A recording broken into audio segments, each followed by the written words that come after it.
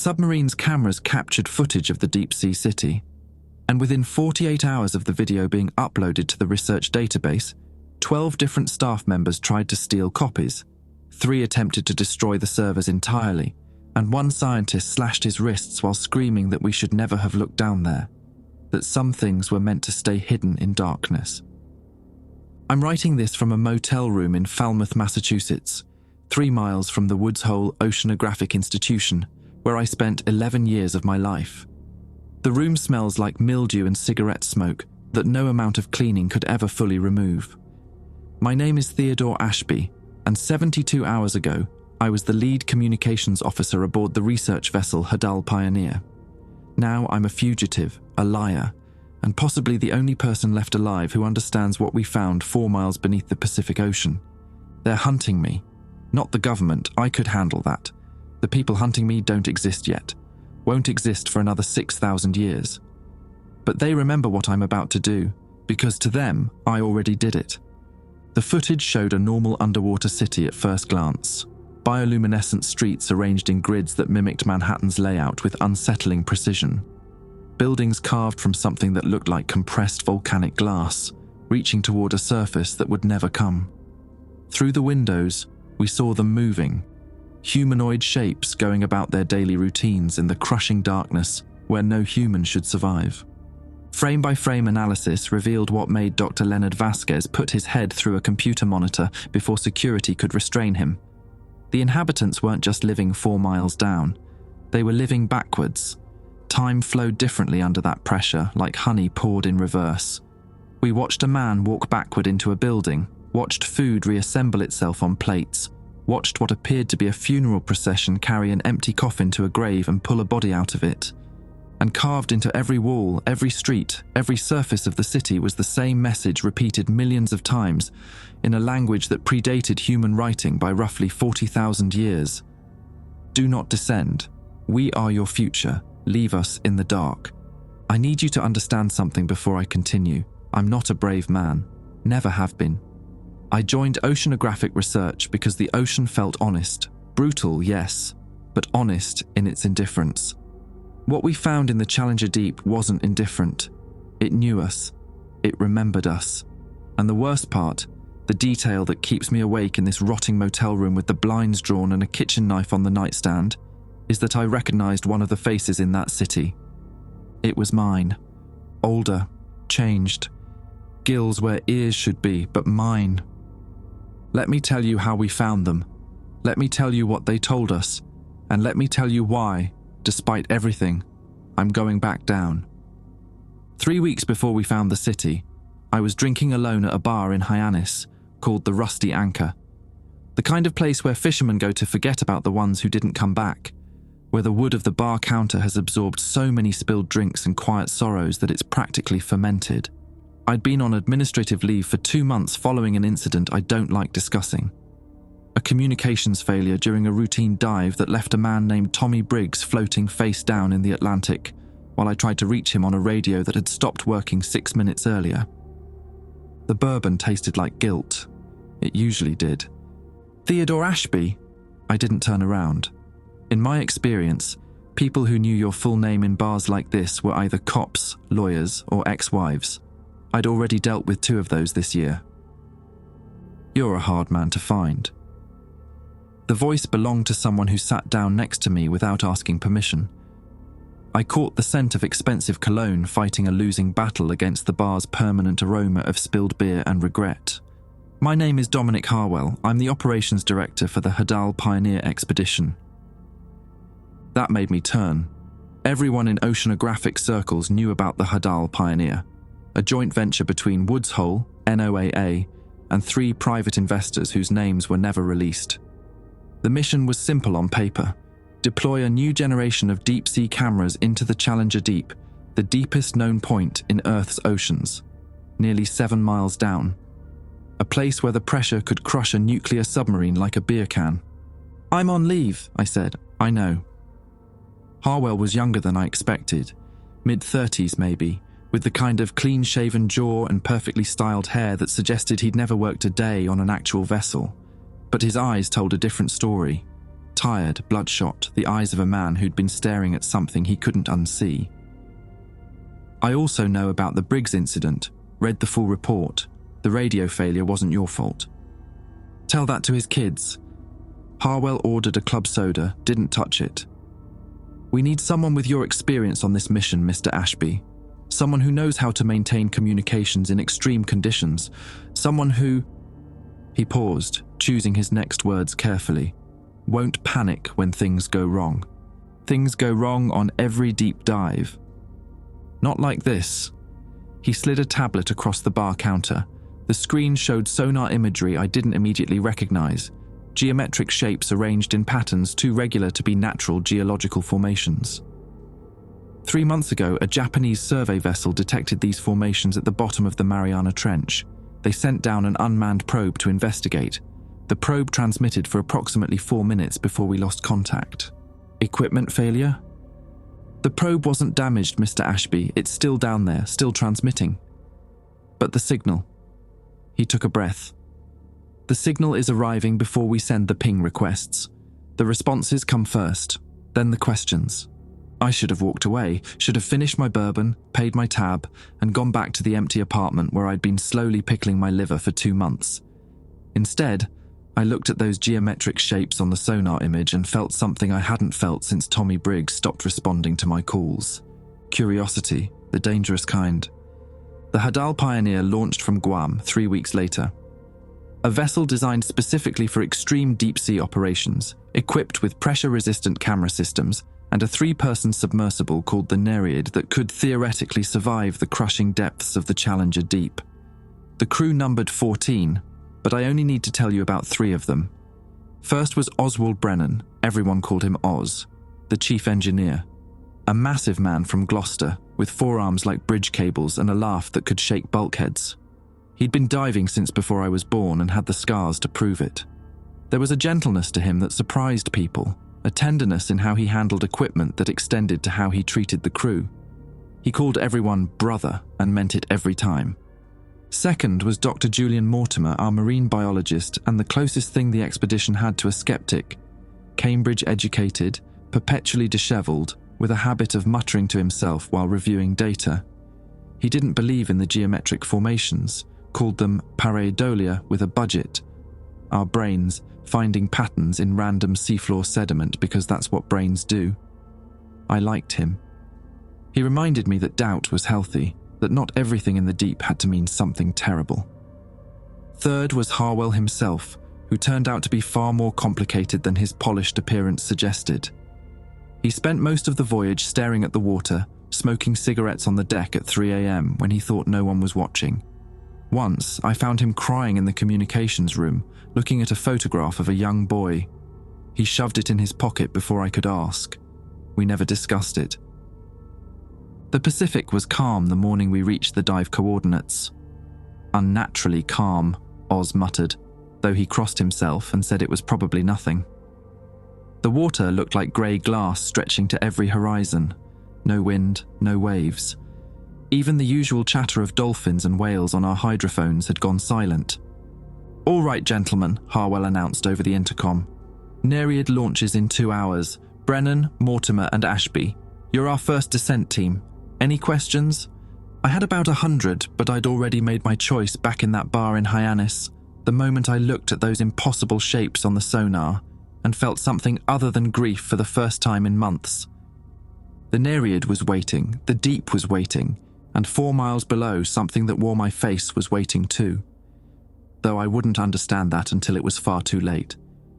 The Nereid smelled like recycled air and nervous sweat.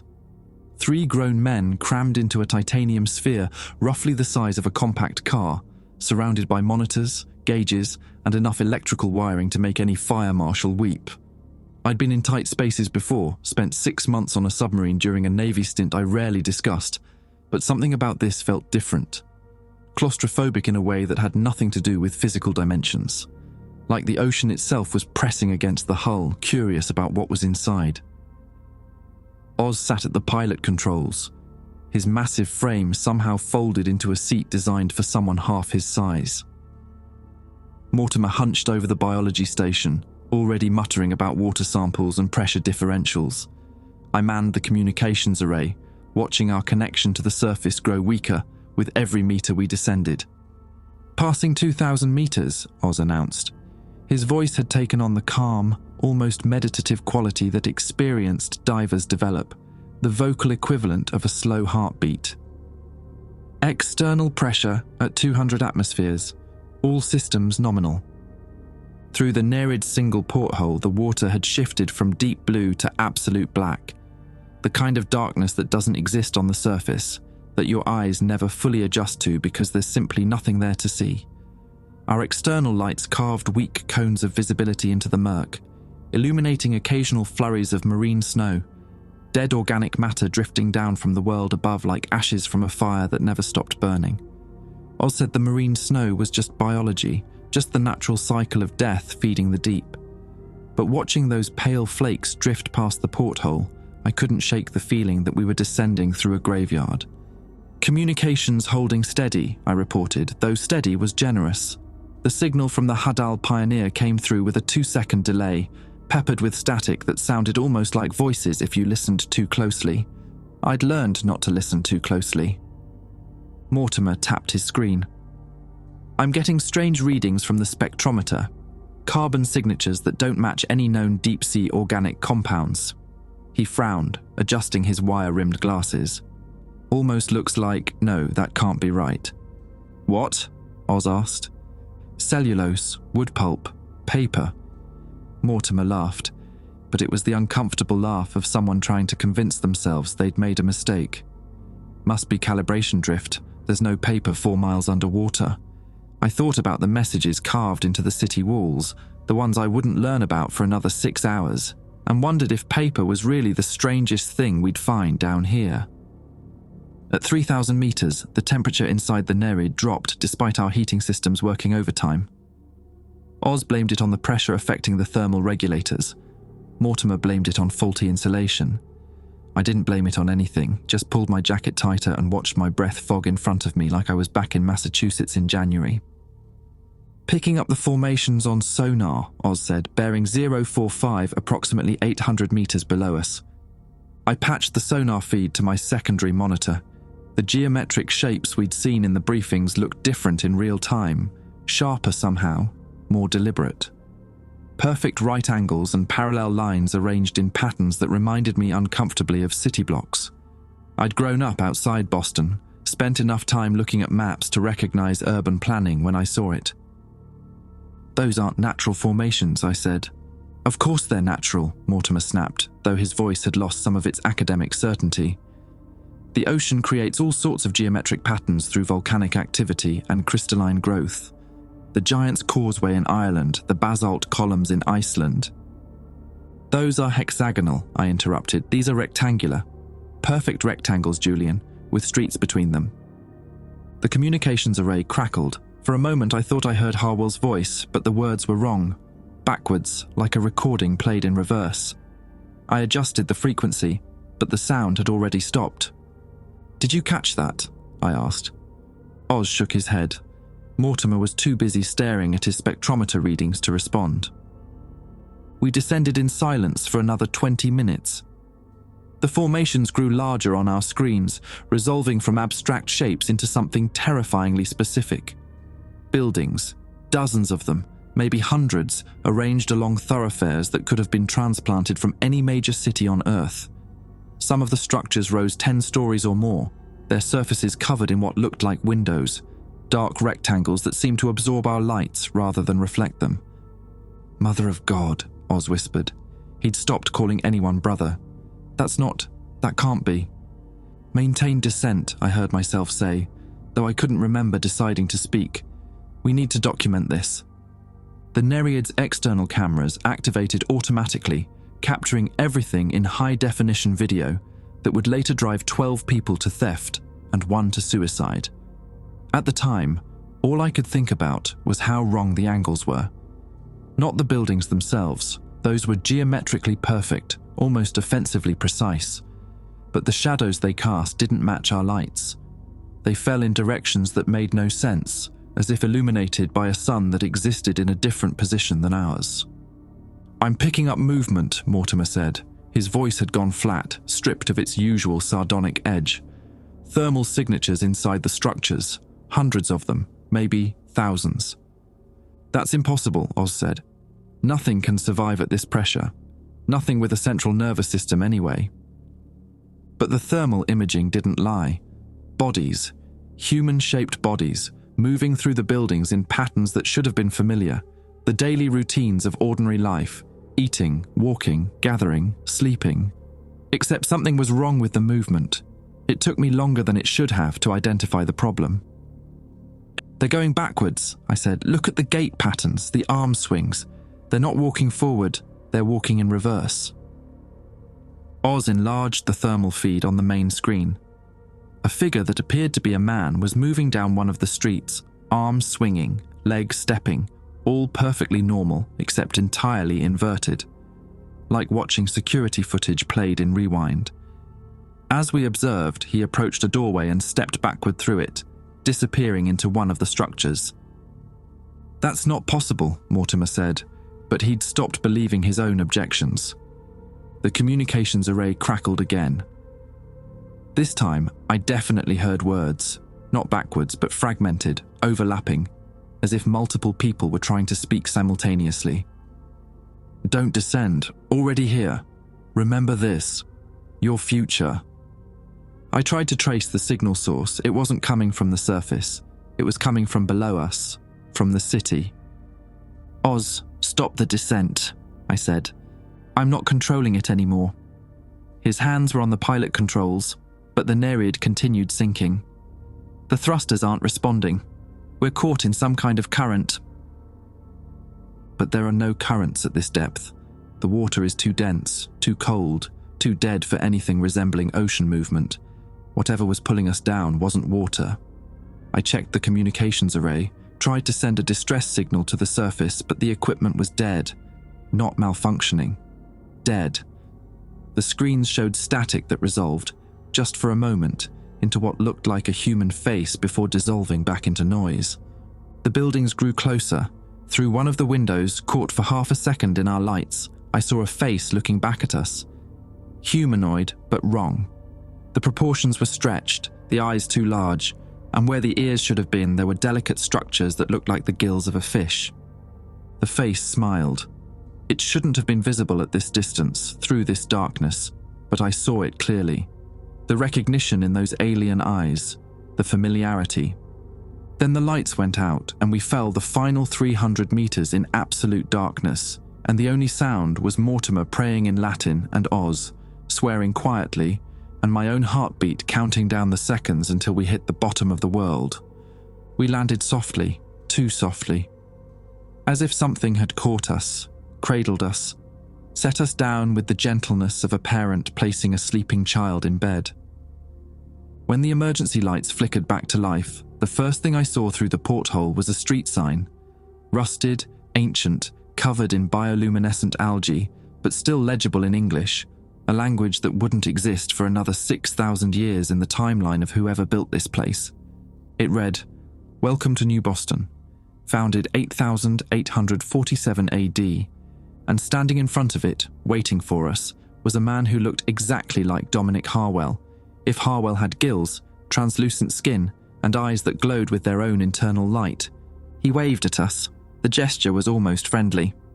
Then he held up a sign of his own, handwritten on something that might have been paper, and in the Nereid's dying emergency lights, I read the words that would haunt me for the rest of my very short life. "We've been waiting for you, Father." None of us spoke for what felt like hours. The Nereid's emergency lighting cast everything in a dim red glow that made the interior look like the inside of a wound. Through the porthole, the figure that resembled Harwell stood motionless, still holding his handwritten sign, still smiling that patient smile that suggested he had all the time in the world. Given what we would later learn about how time functioned down here, he probably did. "We should stay inside," Mortimer said. His voice had gone thin and reedy, stripped of all its academic confidence. "The external pressure at this depth is over 1,000 atmospheres. If we open that hatch, we'll be crushed instantly." "The hatch is already open," Oz said quietly. I turned. He was right.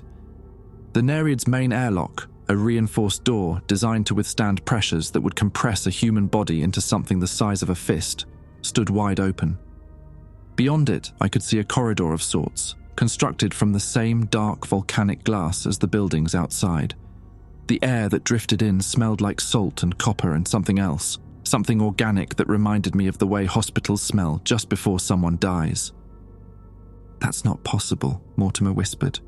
"A lot of things aren't possible tonight," I said, and stepped toward the airlock before I could talk myself out of it.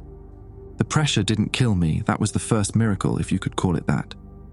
I stepped out of the Nereid and into the corridor, and the weight I'd expected, the crushing, instantaneous death that should have flattened me like an insect under a boot, never came. The air was thick, heavier than surface atmosphere, but breathable. It tasted ancient, like breathing in a library that had been sealed for centuries. Oz followed me out. Then Mortimer, moving like a man approaching his own execution, which perhaps he was. The corridor stretched ahead of us, lit by bioluminescent strips embedded in the walls that pulsed with a slow, rhythmic glow. The light reminded me of a heartbeat, or maybe a countdown. The Harwell thing was waiting at the end of the corridor. Up close, the resemblance was even more unsettling. Same bone structure, same slight asymmetry in the jaw, same way of holding his shoulders slightly hunched as if perpetually cold. But the differences were impossible to ignore. The gill slits on either side of his neck, opening and closing with each breath. The translucent quality of his skin that let me see the blue-green veins beneath. The eyes that glowed with their own faint phosphorescence, like deep-sea fish that had learned to make their own light in the eternal darkness. "You came earlier than we remembered," he said. His voice was Harwell's voice, but layered somehow, as if multiple people were speaking the same words in slightly offset timing. "The record said you wouldn't arrive for another 3 days, but time is difficult here. It doesn't flow the way you're used to." "Who are you?" I asked. The smile widened. "My name is Dominic. Dominic Harwell, the 47th. I'm the great-great-great..." He paused, counting silently.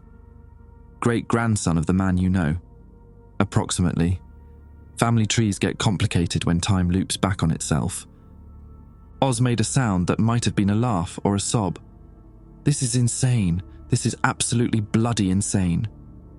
"It is," Dominic the 47th agreed pleasantly. "But insanity and truth aren't mutually exclusive. Come, the council is waiting. They've been waiting for 6,000 years, give or take. A few more minutes won't matter, but it would be rude to keep them longer than necessary." He turned and walked down the corridor. After a moment, we followed. What else could we do? The city of New Boston, and it was a city, complete with residential blocks, commercial districts, and what appeared to be parks filled with bioluminescent plants that swayed in currents that shouldn't exist, spread out around us as we emerged from the corridor into a central plaza. The architecture was familiar and alien simultaneously.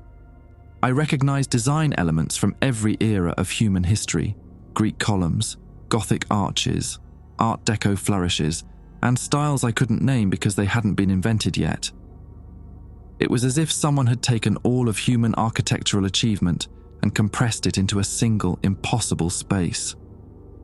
And everywhere, carved into every surface, repeated millions of times in letters that ranged from inches to feet in height, was the same message: "Do not descend. We are your future. Leave us in the dark." "You tried to warn us," I said. "We've been trying to warn you for 6,000 years, Dominic replied. "Every method we could devise. Radio signals sent backwards through time. Dreams implanted in sensitive minds. Anonymous tips to oceanographic institutions. But causality is stubborn. You always come. You always find us. Because if you didn't find us, we wouldn't exist to warn you. And if we didn't exist to warn you, you would find us anyway." He sighed, a sound of infinite weariness. "Grandfather called it the bootstrap paradox. We just call it the curse." The council chamber was located at the center of the city, inside a structure that resembled a cathedral crossed with a research laboratory. Massive windows of reinforced glass looked out into the darkness of the deep ocean, and through them I could see more of the inhabitants going about their daily lives, walking backwards, eating meals in reverse, having conversations that seemed to end before they began. 12 figures sat around a circular table. All of them bore the same characteristics as Dominic: the gills, the translucent skin, the bioluminescent eyes, but each was different in ways that suggested distinct family lines. Some were tall and willowy, others compact and muscular. One had skin that was almost entirely transparent, his organs visible through his chest like a living anatomical diagram. Another had eyes so large they took up nearly half his face. The founders, Mortimer breathed beside me. They're the original colonists, the ones who came down here first. No, Dominic said. They're the descendants of the founders. The originals died thousands of years ago. These are the keepers, the ones who maintain the city, who guard the knowledge, who wait for you to arrive so the cycle can continue. One of the keepers stood. He was ancient. I could tell that much despite the alien features, with skin that had gone from translucent to almost entirely clear, like living glass. When he spoke, his voice resonated through the chamber in ways that had nothing to do with acoustics. Theodore Ashby, Oswald Brennan, Julian Mortimer, you are the first contact, the ones who will bring the message back to the surface, the ones who will begin the chain of events that leads to the Great Drowning, the Exodus, and the founding of New Boston. He paused. We have waited so long to meet you, and to kill you. Everything happened very quickly after that. The keepers moved with a speed that shouldn't have been possible for beings who had evolved in crushing pressure and eternal darkness. One moment they were seated around the table. The next, Oz was on the ground, 3 of them holding him down while a 4th pressed something against his neck. A device that looked like a syringe made of coral and bone. No! I lunged forward, but hands grabbed me from behind, cold fingers with too many joints wrapping around my arms and throat. It has to happen this way, Dominic said. He sounded genuinely sorry. Brennan dies here. He always dies here. His death is what convinces the surface authorities to send the recovery mission, which is what leads to the first permanent deep-sea colony, which is what saves humanity when the surface becomes uninhabitable. If he lives, none of us exist. If he lives, humanity goes extinct. Oz was looking at me. His eyes still human, still warm, still the eyes of a man who called everyone brother and meant it, found mine across the chamber. It's all right, Teddy, he said. If it has to be someone, let it be me. Oz, no. The device pressed into his neck. I heard a soft hiss, like air escaping from a tire. Oz's body convulsed once, twice, and then went still. The bioluminescent strips on the walls pulsed in what might have been mourning or celebration. I couldn't tell the difference down here. The substance we injected will preserve his body perfectly, Dominic said. When you return to the surface, the autopsy will reveal cellular structures that shouldn't exist in any known organism. This will prompt further investigation. The investigation will lead to the first manned expeditions. The expeditions will lead to colonization. Colonization will lead to survival. He placed a hand on my shoulder. The touch was cold but not unpleasant, like being touched by someone who had just come in from a winter storm. Your friend didn't die for nothing, Mr. Ashby. He died for everything. He died so that humanity could have a future, even if that future is 4 miles underwater and 6,000 years away. Mortimer had collapsed against the wall, his academic mind apparently unable to process what he'd just witnessed. He was mumbling something about determinism and free will, about closed time-like curves and grandfather paradoxes.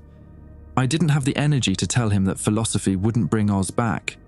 Nothing would bring Oz back. That was the point. I was crying. I hadn't cried since Tommy Briggs died, but I was crying now, tears streaming down my face in the dim bioluminescent light of a city that shouldn't exist. Why are you telling me this? I asked. Why not just kill us all and let the bodies tell the story? Dominic's luminous eyes met mine, and in them I saw something that looked almost like love. Because you're not supposed to die here, Theodore. You're supposed to live. You're supposed to go back to the surface and share what you've learned. And then, in 47 years, you're supposed to return, to stay. He smiled, and for the first time I noticed that his teeth were sharp. Not predatory, but functional, evolved for a diet I didn't want to imagine. "You're not just the first contact, Mr. Ashby. You're the first father, the founder of my family line, the ancestor of everyone who carries the Ashby name in New Boston." He gestured toward one of the massive windows. Beyond the glass, in the darkness of the deep ocean, I could see shapes moving. Dozens of them. Hundreds. All humanoid, all bearing the same evolutionary adaptations as Dominic and the Keepers. All watching the chamber with those luminous eyes that seemed to hold entire lifetimes of memory. My descendants. My children and grandchildren and great-grandchildren, stretching forward through millennia I hadn't lived yet. "Would you like to meet your children?" I didn't want to meet my children. The concept itself felt like a violation of something fundamental, causality, logic, basic human decency. But Dominic's hand was on my shoulder, guiding me toward a side corridor, and Mortimer was being helped to his feet by two of the Keepers, and somewhere behind us Oz's body was growing cold on the floor of the council chamber, and I couldn't think of a single reason to resist. That wouldn't sound pathetic. The corridor led to what I can only describe as a nursery, though the word feels inadequate. Rows of transparent pods lined the walls, each containing a small figure suspended in fluid that glowed with soft blue light. The figures were children, infants really, but they weren't quite human. Their skin had the same translucent quality as the adult inhabitants, and I could see their tiny hearts beating through their chests, watch the blood flowing through veins that hadn't yet learned to hide themselves. "The Ashby line," Dominic said with something like pride. "Every child here carries your genetic material. Some are direct descendants, others are cousins, branches of the family tree that split off centuries ago but still trace back to you." He paused beside one of the pods, placing his palm against the glass. "This one will be born in approximately 3 months. His name will be Theodore, after you. We've named at least one child Theodore in every generation since the founding." I stared at the small shape floating in the pod. It had my nose, or what would become my nose, given a few thousand years of evolutionary pressure. Something about that detail broke through the numbness that had settled over me since Oz died. "How?" I asked. "How am I supposed to come back here?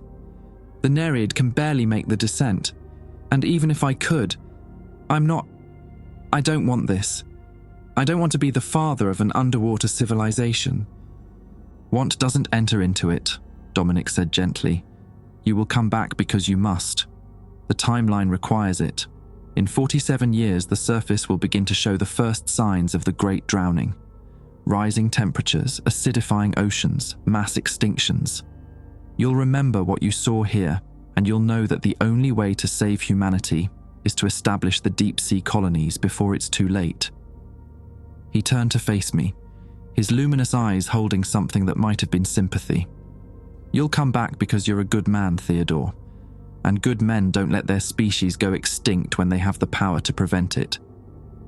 Mortimer had recovered enough to speak, though his voice still trembled.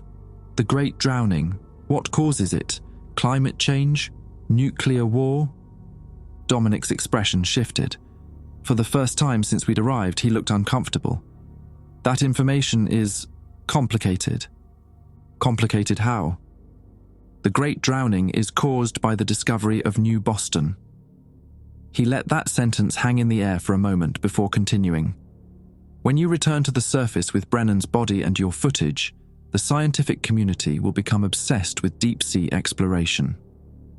Within 20 years, the first permanent underwater habitats will be established. Within 50, we'll have mining operations extracting minerals from the ocean floor on an industrial scale. The mining will destabilize the tectonic plates. The destabilization will trigger a cascade of volcanic eruptions that will release enough carbon dioxide to make the surface atmosphere toxic within a century. You're saying we cause the disaster. By finding you, we cause the disaster that drives humanity underwater." "The bootstrap paradox," Mortimer whispered. "It's not just that they exist because we find them. They exist because we cause the catastrophe that creates them, and we cause the catastrophe because we find them." Dominic nodded slowly. "Now you understand why we've spent 6,000 years trying to warn you away. Every generation we send signals, we plant messages, we do everything in our power to prevent the first contact. But it never works. You always come, and you always go back and tell the world what you found." "Then I won't," I said. "I'll keep quiet. I'll destroy the footage, sink the Nereid, tell everyone it was a failed mission. No one has to know." The smile that crossed Dominic's face was the saddest thing I'd ever seen. "That's what you said last time too." "Last time?" "Time loops, Mr. Ashby. We've had this conversation before, many times. You always say you'll keep the secret. You always mean it. But something always happens. The footage leaks, or Mortimer talks in his sleep. Or the government finds the Nereid's black box after you destroy it. The information gets out. It has to get out. Because if it doesn't, we don't exist. And if we don't exist, we can't have this conversation. And if we can't have this conversation, you can't decide to keep the secret, which means the information gets out anyway." He rubbed his temples in a gesture so human, it made my chest ache. Causality is a prison, and we're all inmates. The nursery suddenly felt suffocating. All those small bodies floating in their pods, waiting to be born into a world that existed only because of mistakes I hadn't made yet. I thought about Oz, about his laugh that could shake bulkheads, about the way he called everyone brother. He died so that these children could exist, so that humanity could have a future, even if that future was a cage built from temporal paradoxes and inevitable catastrophe. "There has to be a way out," I said. "There's always a way out." "There is one possibility," Dominic said slowly. "But it's not an escape. It's more of a trade." "What kind of trade?" He led us out of the nursery and into another corridor, this one sloping downward into even deeper darkness. The bioluminescent strips on the walls grew dimmer as we descended, as if even the light was afraid of where we were going. "Your friend Harwell," Dominic said as we walked, "the one on the surface. He knows more than he's told you. Much more." "What do you mean?" "I mean that Dominic Harwell I, my ancestor, the man who hired you for this expedition, made this journey himself, 30 years ago, in a prototype submersible that was never officially registered. He found us, we told him everything, and he made a choice. We emerged into a chamber that was smaller than the council hall, but somehow more significant. In the center, suspended in a column of that same blue preserving fluid, was a human body. Not adapted like the inhabitants of New Boston, fully human with normal skin and normal eyes and no gills. But the face was unmistakable. It was Dominic Harwell, the Harwell I knew. Younger, maybe 30 years younger, but definitely him. "He's been here for 3 decades, Dominic the 47th said quietly. "Preserved, like your friend Brennan. Waiting." "Waiting for what? For you to make the same choice he did." Dominic turned to face me, and in the blue light of the chamber, his evolved features looked almost beautiful. "Harwell understood that the paradox couldn't be broken from the future. We've tried everything we've been trying for 6,000 years, but it might be breakable from the past, from your present. How? By making the discovery meaningless. By ensuring that when you return to the surface, there's nothing worth investigating." He gestured toward the preserved body of the younger Harwell. "My ancestor volunteered to be our ambassador, our proof, a human body unchanged that has survived 30 years at depths that should kill instantly. If you bring him back instead of just footage, if you bring back a living miracle, the focus of scientific inquiry will shift. They'll study him, not the city. They'll try to understand how he survived, not how we exist. And the mining operations, the tectonic destabilization. Never happen. The deep ocean remains unexplored. The great drowning never occurs." Dominic paused. "Of course, this means we never exist. New Boston, the keepers, everyone you've met down here, we all simply stop. We become a possibility that was never realized." Mortimer grabbed my arm. "Theodore, you can't be considering this. You'd be erasing thousands of years of civilization. Millions of people who were born and lived and loved. People who only exist because of a disaster that killed billions on the surface," I said slowly. "People who've spent 6,000 years begging us not to find them." Through the chamber's windows, I could see the inhabitants of New Boston going about their backwards lives. Walking in reverse, speaking words that sounded like language played in rewind, living existences that defied every law of physics I'd ever learned. All those luminous eyes, all those adapted bodies, all those children in the nursery waiting to be born into a future that might never happen if I made the right choice. Or the wrong one. I honestly couldn't tell the difference anymore. The decision wasn't mine to make alone. That's what I told myself as Dominic led us through the winding corridors of New Boston, toward what he called the resurrection chamber, the facility where Harwell's preserved body waited to be awakened. Mortimer walked beside me in shell-shocked silence, his academic mind still trying to process a reality that violated every principle he'd spent his career defending. Behind us, two of the keepers carried Oz's body on a stretcher made of woven bioluminescent kelp. They treated him with a reverence that should have been comforting, but only made me angrier. "The process will take approximately 6 hours," Dominic explained as we walked. "The preservation fluid needs to be drained slowly, and the cellular regeneration must be carefully monitored. Harwell has been in stasis for 30 years. His body will need time to remember how to function normally." "And then what?" I asked. "We just take him back to the surface and pretend none of this happened?" "Essentially, yes. The Nereid systems have been restored. We have technology that makes your submersible look like a child's toy. You'll ascend with Harwell and Brennan's body. You'll tell the surface team that you found Harwell in a previously undiscovered air pocket, miraculously preserved by some unknown chemical process in the water. The scientific community will focus their attention on him, on the mystery of his survival, rather than on what lies at the bottom of the trench." "And the footage? The recordings of the city?" Dominic smiled that sad smile again. "Already corrupted. Our technicians have been working on your data storage since you landed. All that will remain are fragmentary images, enough to suggest you saw something unusual, not enough to prove what it was. Pareidolia with a budget, as your friend Dr. Mortimer might say." Mortimer flinched at the reference to his earlier skepticism. He hadn't spoken since the council chamber, and I was starting to worry about him. Some people break quickly when their worldview collapses. Others hold on until the pressure becomes unbearable, then shatter all at once. I couldn't tell which category Julian Mortimer fell into, but I was afraid we'd find out soon.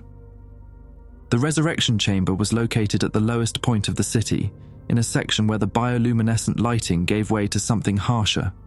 Artificial illumination that buzzed and crackled, like the fluorescent tubes in a hospital basement. The architecture here was different too, less organic, more industrial. This was the part of New Boston that remembered what humanity used to be, before the gills and the translucent skin and the eyes that made their own light. Harwell's body floated in the center of the chamber, suspended in a vertical tube of blue fluid that reached from floor to ceiling. Up close, I could see details I'd missed before. The fine lines around his eyes that suggested he'd been older than 30 when he made his descent. The small scar on his chin that I recognized from the man I'd met in Guam. The slight asymmetry in his shoulders that spoke of an old injury. Maybe from his Navy days, I'd heard rumors that Harwell had served, though he never talked about it. "He looks peaceful," Mortimer said quietly. It was the first thing he'd spoken in over an hour. "He is peaceful," Dominic replied. "The preservation process suspends consciousness entirely. No dreams, no awareness, no perception of time passing. To him, it will feel like he closed his eyes 30 years ago and opened them a moment later."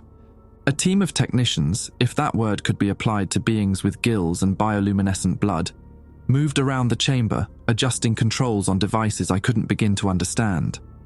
The process had already begun. I watched as the blue fluid in Harwell's tube slowly began to drain, revealing more of his body with each passing minute. "There's something I need to tell you," Dominic said, pulling me aside while the technicians worked. "Something about why my ancestor made the choice he did. I assumed it was to save humanity. Isn't that what all this is about?" "Partly. But there was a more personal reason." He glanced toward the tube where Harwell floated. "When he first came down here 30 years ago, he brought someone with him, a boy, his son. I remembered the photograph I'd seen Harwell crying over on the ship, the young face I'd glimpsed before he shoved it in his pocket. What happened to him?" The same thing that happened to your friend Brennan, the same thing that happens to everyone who descends without permission. Dominic's voice was heavy with old grief. My ancestor lost his child in this chamber. The keepers of that era were less diplomatic than we are now. They saw the boy as a threat to the timeline, an unexpected variable that needed to be eliminated. They killed him before Harwell could intervene. I felt sick. And Harwell just agreed to stay after they murdered his son? He agreed to stay because of what came next. After the boy died, the keepers showed Harwell something. They showed him the future, the complete timeline from his present to theirs. They showed him the great drowning, the billions who would die, the desperate exodus to the depths. And they showed him that his son's death was already part of the fixed timeline, that it had happened before, in previous iterations of the loop, and would happen again regardless of what anyone did. Dominic paused. But they also showed him a possibility, a branch point where the loop could be broken, a way to save not just humanity, but his son. How can you save someone who's already dead? By preventing the timeline that killed him from ever existing. Dominic placed his hand on my shoulder, his cold fingers pressing through my jacket. If you take Harwell back to the surface and execute our plan successfully, the Great Drowning never happens. New Boston is never founded, the Keepers never exist. And 30 years ago, when Harwell descends in his prototype submersible, there's nothing down here to find. No city, no council, no one to murder a 7-year-old boy for the crime of being unexpected. No. But then Harwell wouldn't have stayed. He wouldn't be here to take back.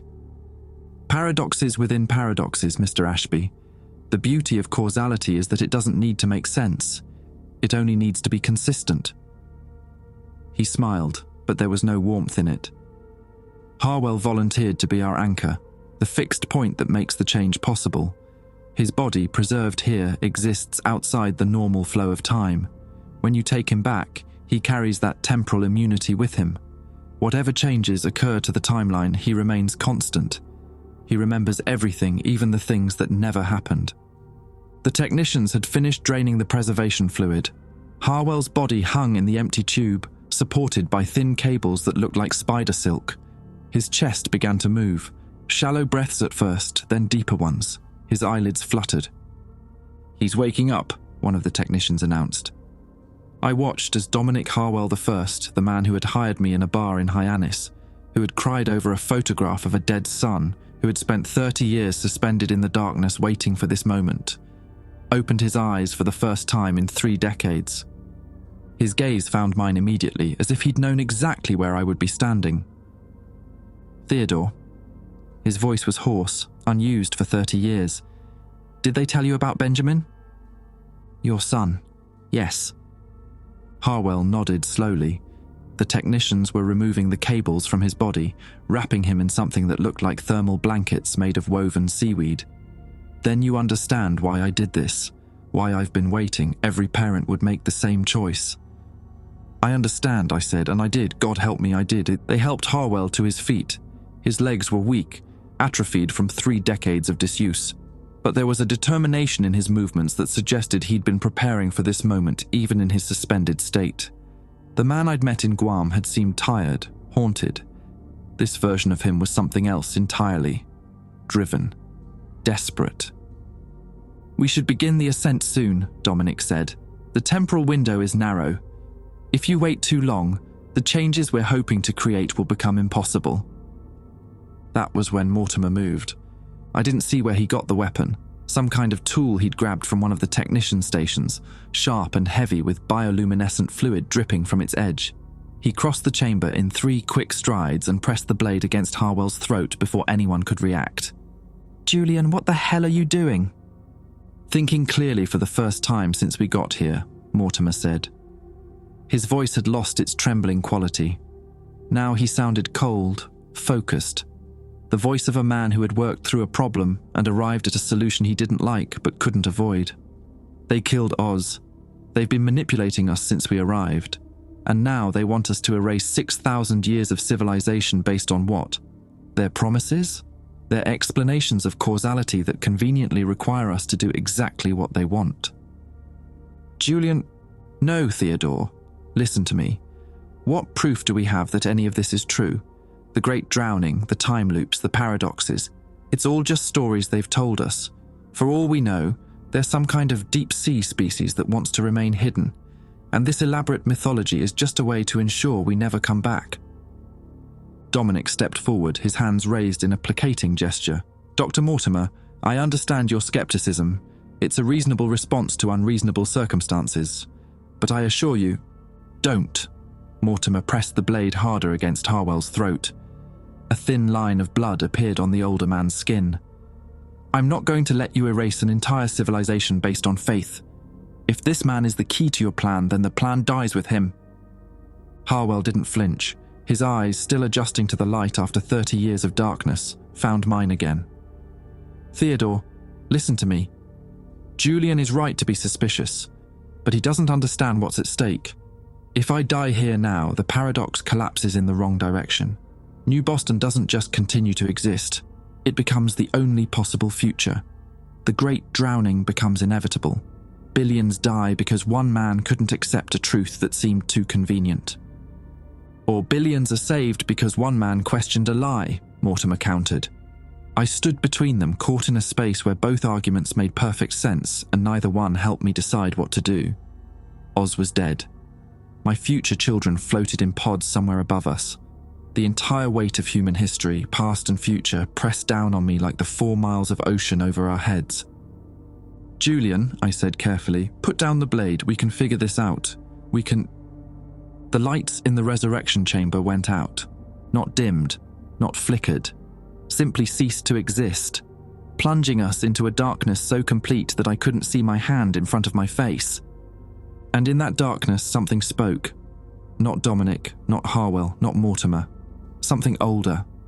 Something that had been listening to our conversation from somewhere deep beneath the city, beneath the ocean floor itself, beneath the foundations of reality.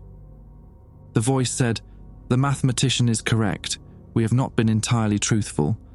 And now, First Father, you must see what we have hidden." I could hear Mortimer breathing somewhere to my left, could hear Harwell's ragged gasps from where he stood with a blade at his throat. But those sounds were fading, being swallowed by something larger, something that existed in the spaces between heartbeats. The real horror of New Boston was about to reveal itself, and I knew, with a certainty that went beyond logic, that none of us were prepared for what came next. The darkness didn't last, or rather it transformed into something else, a space that wasn't dark so much as empty, a void where light had never existed and never would. I couldn't feel my body anymore, couldn't feel the floor beneath my feet or the recycled air in my lungs. I existed as pure awareness, floating in a nothing that stretched in every direction. Then the visions began. I saw Earth from above, the way astronauts see it, that fragile blue marble wrapped in cotton-white clouds. But the image shifted, accelerated, time compressing into something I could witness in moments. The oceans rose, the cities drowned. Billions of people scrambled for higher ground that kept disappearing beneath the waves. I watched humanity's last desperate years play out like a film projected on the inside of my skull. But that wasn't the hidden truth. That was just the story they'd already told me. The vision shifted again, diving beneath the waves, plunging through 4 miles of darkness to the city I'd just left. I watched New Boston being built, not by human hands, but by something else, something that had been waiting at the bottom of the ocean long before humanity learned to walk upright, long before life crawled out of the primordial seas, long before Earth itself coalesced from cosmic dust. The voice spoke again, and this time I understood that it wasn't a voice at all. It was a thought, pressed directly into my consciousness like a brand into flesh. We did not evolve from your descendants, First Father. Your descendants evolved from us. We were here first. We have always been here. And the humans who live in New Boston, the ones who call themselves your children, they are not the product of natural evolution. They are the product of assimilation. The vision showed me what that meant. I watched the first refugees from the Great Drowning descend to the ocean floor, desperate, dying, their pressure suits failing and their oxygen running out. I watched them encounter the city that was already waiting for them, ancient beyond comprehension, built by intelligences that had never seen sunlight and never needed to.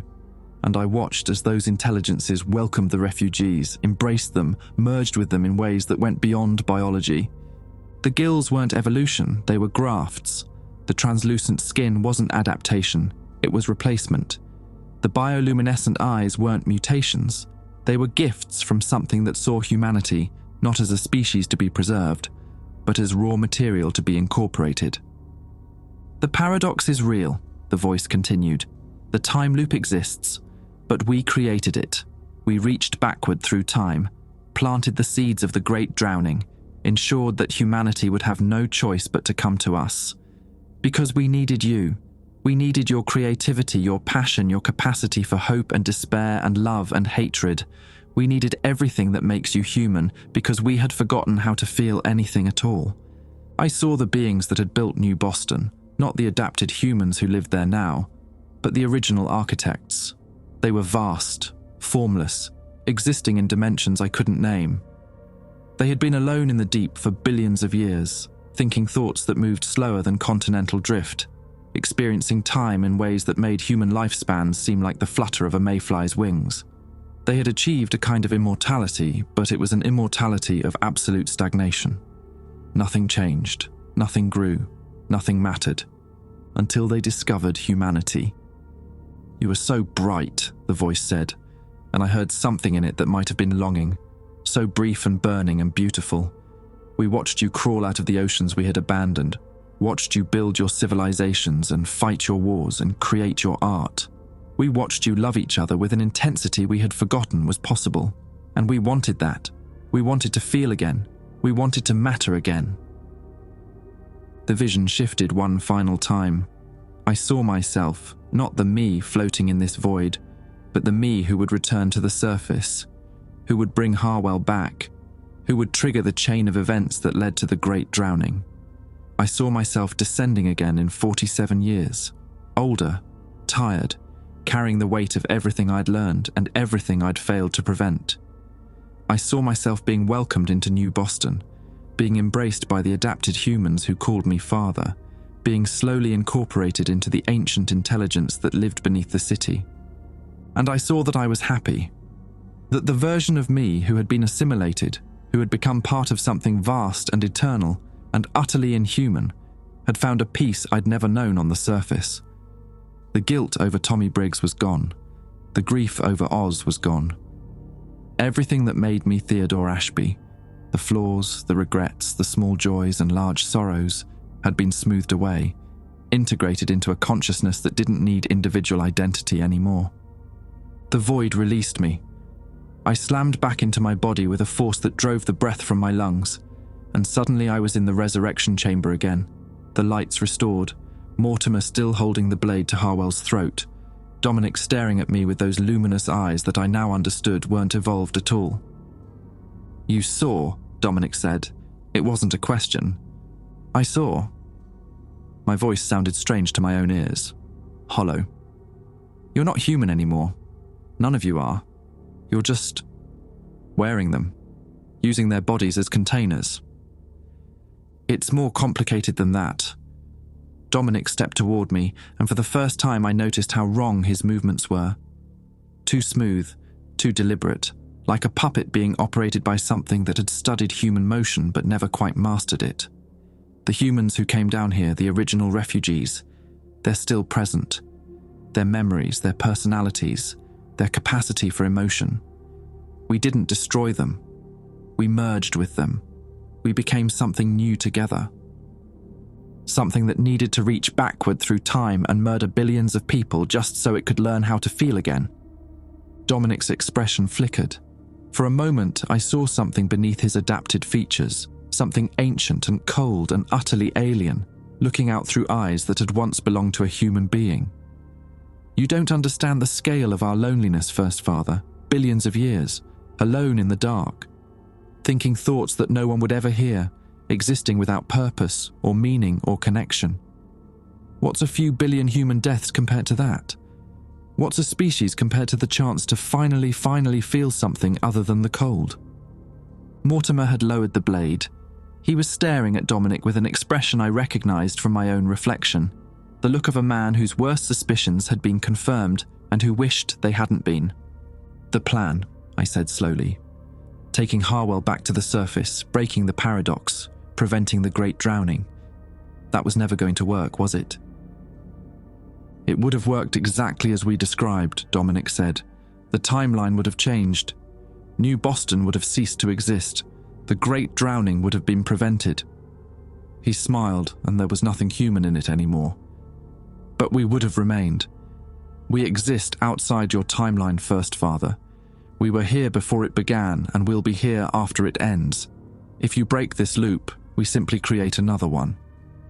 We reach backward to a different point, engineer a different catastrophe, ensure that humanity comes to us through a different path. We've done it before. We'll do it again, as many times as it takes." Harwell spoke for the first time since the lights went out. His voice was steady, but I could see the fear in his eyes, the fear of a man who had spent 30 years suspended in darkness, dreaming of saving his son only to learn that his sacrifice meant nothing.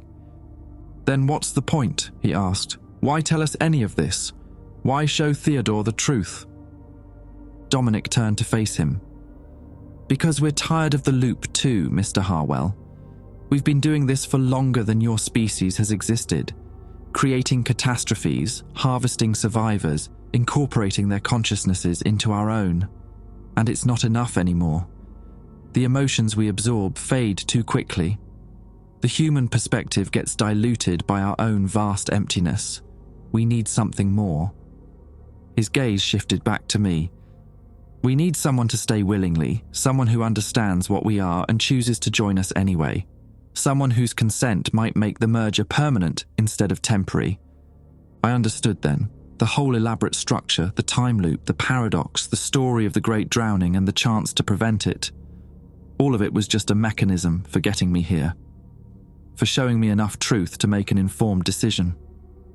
They didn't want to assimilate me, they wanted me to volunteer. And if I refuse, then the loop continues. You return to the surface, you tell the world what you found.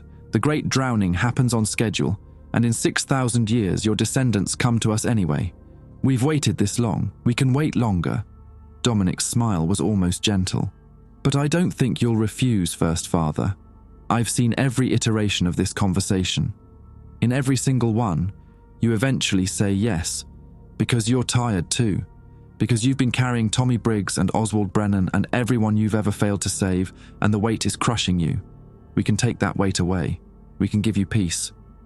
He extended his hand. The fingers were too long, the joints bending in ways human anatomy didn't allow. Join us, Theodore. Not because we're forcing you, because you want to. Because somewhere in the depths of your very human soul, you've always wanted to stop feeling so damn much. I looked at his hand. I looked at Mortimer, who was shaking his head, silently begging me not to do this. I looked at Harwell, who had gambled everything on a chance to save his son and lost. And I thought about Oz, who had called everyone brother and meant it, who had accepted his death with grace because he believed it would mean something, who had trusted me to make the right choice, even when the right choice was impossible to identify. I need to think, I said. Of course. Dominic withdrew his hand. Take all the time you need. We have nothing but time down here.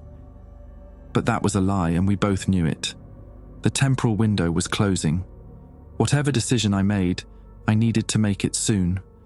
The weight of 4 miles of ocean pressed down on me. The weight of 6,000 years of history.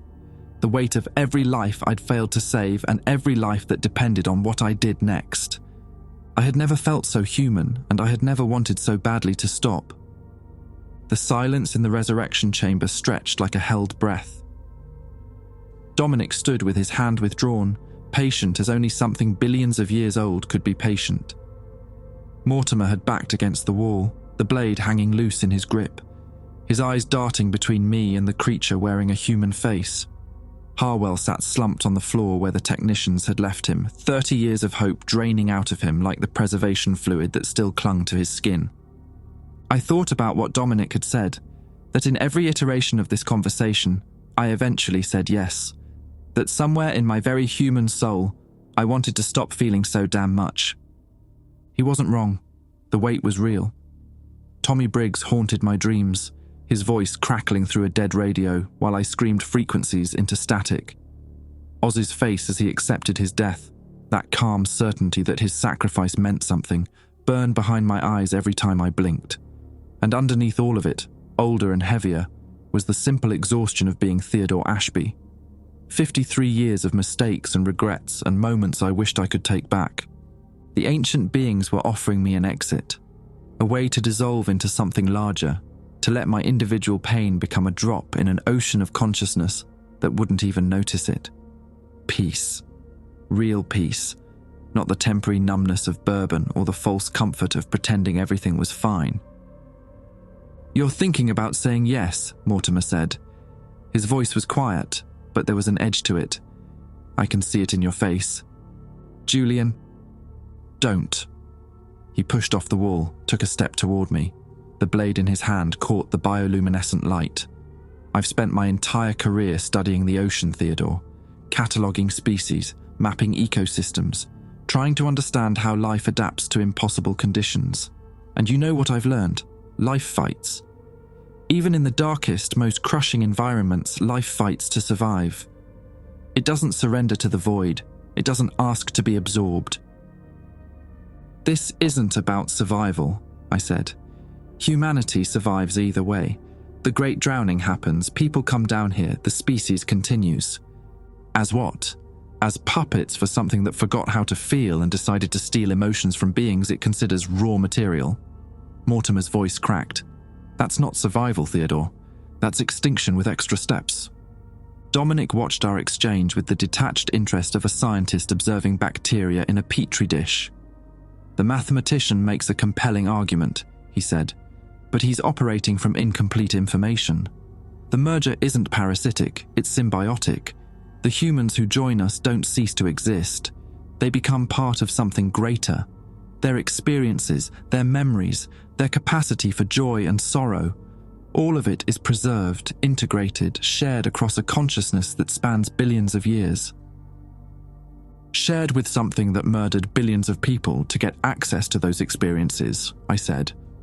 "Perspective is a matter of scale, First Father.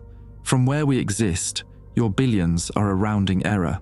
Your entire species is a brief flicker in a darkness that stretches to infinity. We're not monsters. We're simply operating on a timeline you can't comprehend."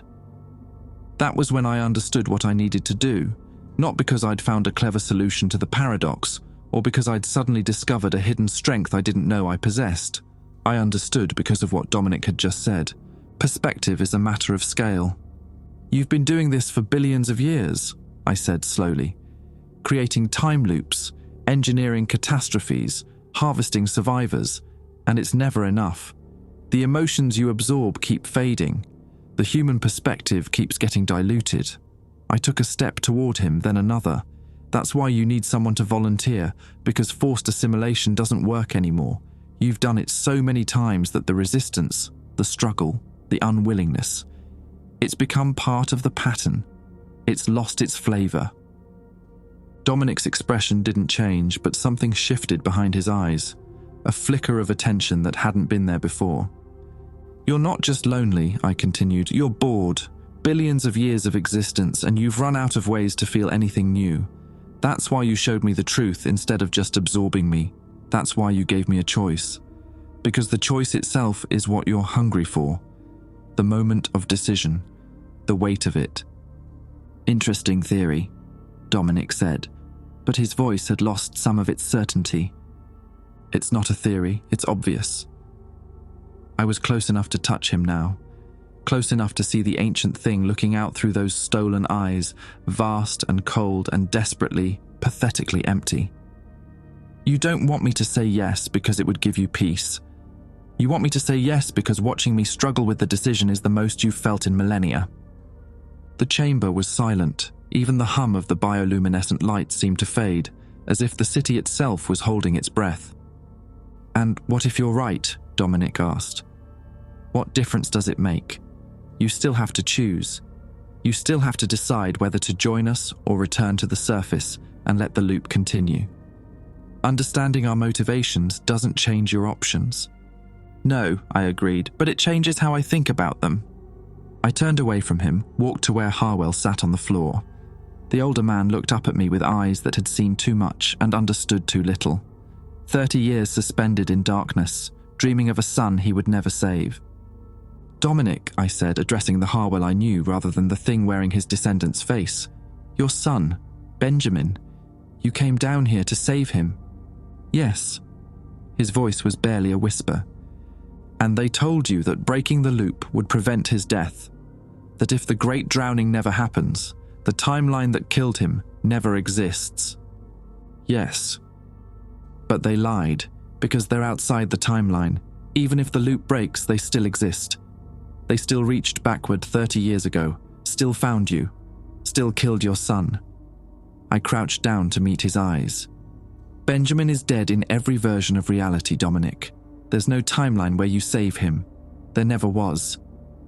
Harwell's face crumpled. The hope that had sustained him through 3 decades of suspended animation collapsed, like a building with its foundations removed. He made a sound that wasn't quite a sob and wasn't quite a scream, something rawer, more primal. "Why are you telling him this?" Mortimer demanded. "What's the point of—" "Because he needs to understand what we're actually fighting for." I stood, turned back to face the thing that called itself Dominic the 47th. "You want to know my decision? Here it is. I'm not going to join you. Not because I don't want peace, because God knows I do. And not because I think I can break the loop or save humanity or any of that heroic nonsense. I'm saying no because you want me to say yes. Because my struggle is your entertainment, and I refuse to give you the satisfaction." Dominic tilted his head, a gesture that might have looked curious on a human but looked mechanical on him. "That's not a reason. That's spite."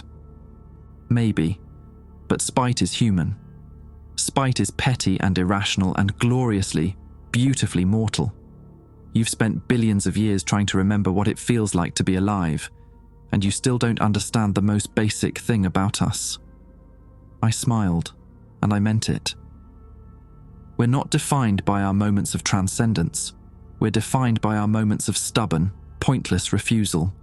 By the times we said no, when yes would have been easier. By the times we chose to suffer when we could have chosen peace. Something shifted in the chamber. The bioluminescent lights flickered.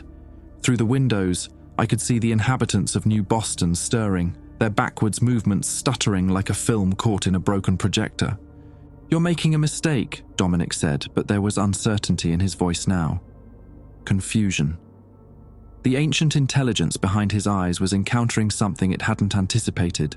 Not resistance, which it had seen countless times, but resistance that didn't want anything. Resistance for its own sake. "Probably," I agreed. "But it's my mistake to make." I walked to where Mortimer stood and took the blade from his unresisting hand. Then I walked to the column where Harwell had been suspended, the preservation tube that still hummed with residual power. "Theodore, what are you doing?" Mortimer asked. "Something stupid." I found the control panel, started pressing buttons I didn't understand. "The preservation fluid, it exists outside normal time, right? That's how Harwell survived 30 years without aging." "Yes, but..." "So if I destroy the tube, if I contaminate the fluid, it affects not just this moment, but every moment it's connected to, past and future simultaneously." Dominic's eyes widened. For the first time, he looked genuinely alarmed. "You can't. The cascade effect would be unpredictable, chaotic, exactly the kind of thing your billion-year-old planning can't account for." I found something that looked like a release valve and jammed the blade into it. "That's the point." The fluid began to spray across the chamber, not blue anymore, but shifting through colors I couldn't name, colors that hurt to perceive. Where it touched the floor, the stone began to change, becoming something that was neither solid nor liquid nor gas. "What have you done?" Dominic's voice had lost its layered quality. Now it was just a scream, high and terrified and almost human. "I don't know," I admitted. The chamber was shaking. The lights were dying. Somewhere behind me, I heard Mortimer shouting my name, heard Harwell laughing or crying. Impossible to tell which in the chaos. Through the windows, New Boston was coming apart, buildings dissolving into the darkness, inhabitants flickering like candle flames in a hurricane. 6,000 years of civilization, real or manufactured, collapsing because one tired, broken man decided that spite was a good enough reason to burn everything down. But neither do you, and that's the first new thing that's happened to you in a very, very long time. The last thing I saw before the darkness took me was Dominic's face, not the ancient intelligence behind it, but the human features it had stolen, contorted in an expression I recognized. Fear. Real, honest, human fear. The emotion it had spent billions of years trying to recapture, finally achieved in the moment of its own unmaking. Then the cascade reached me, and everything I was became everything I might have been, and the loop shattered into a million possibilities that had never existed before. I woke up on a beach in Guam, 300 yards from where the Hadal Pioneer had been docked. The sand was warm beneath my back, and the sun was setting over the Pacific in colors that seemed too vivid, too real, like someone had adjusted the saturation on the world itself. Mortimer was beside me, unconscious but breathing. Harwell was gone, so was Oz's body. The investigation that followed turned up nothing.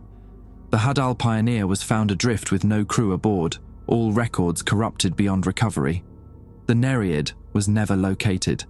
Officially, we were the survivors of an equipment malfunction that claimed the lives of 11 colleagues.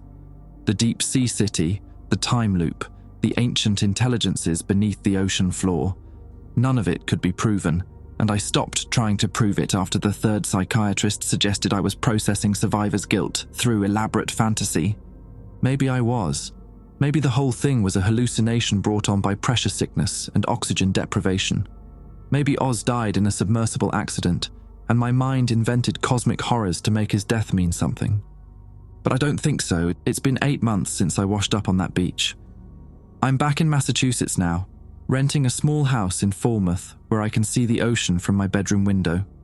Mortimer visits sometimes. We don't talk about what happened, not directly, but there's an understanding between us, a shared weight that doesn't need words.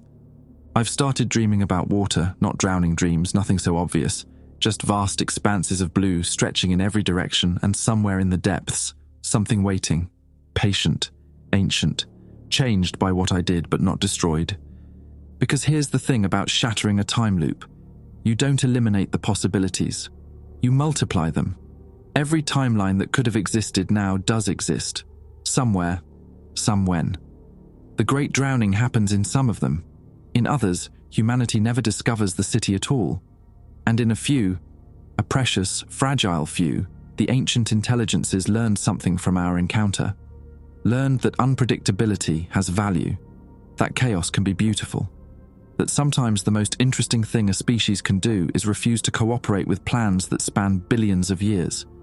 I'd like to think I'm in one of those timelines. I'd like to think my spite meant something. But late at night, when the house is quiet and the ocean whispers against the shore, I notice things. Small things. The way my reflection sometimes moves a half-second behind me. The way I can hold my breath for minutes at a time without discomfort. The way my eyes seem to catch light differently now, glowing faintly in the darkness like bioluminescent creatures in the deep. The cascade changed me. I don't know how much or in what ways, and I'm not sure I want to find out. Maybe I'm still fully human. Maybe I'm something new, a possibility that never existed before, created in the moment when past and future collided and neither one won. Oz would have called me brother anyway. I hold on to that. The ocean is still out there, vast and dark and full of secrets I'll never fully understand. And 4 miles down, in a place that may or may not exist anymore, something remembers my name. Something that felt fear for the first time in billions of years and hasn't stopped feeling it since. I gave them what they wanted in the end, just not the way they expected. Some nights I almost feel sorry for them. Almost.